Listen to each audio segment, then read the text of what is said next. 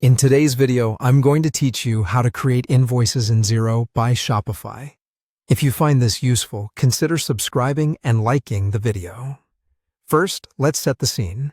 You want orders from your Shopify store to automatically generate sales invoices in Xero, so you spend less time on manual data entry and more time running your business.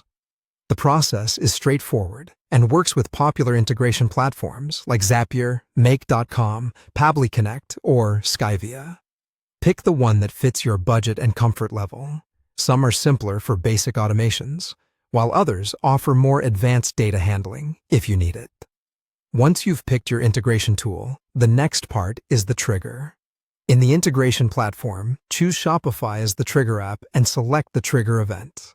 Most people use New Paid Order to avoid creating invoices for unpaid carts, but New Order works if you want invoices created immediately. Make sure your trigger criteria match how you accept orders, so you don't create invoices for abandoned checkouts or test orders. After the trigger is in place, set up the action. Choose Xero as the action app and select Create Sales Invoice. This tells the integration to build an invoice in Xero whenever the Shopify trigger fires.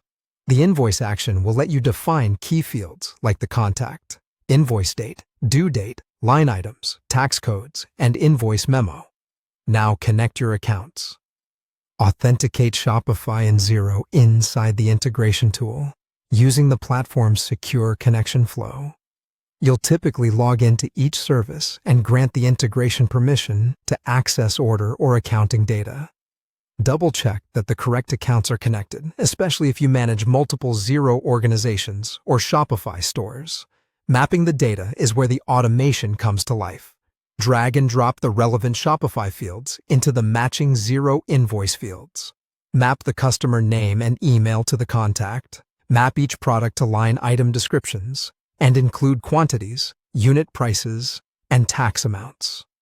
If your store uses discounts or shipping lines, map those to appropriate invoice lines or invoice adjustments in Xero. Confirm tax codes and revenue account mappings so reporting stays accurate. If you need finer control, configure filters.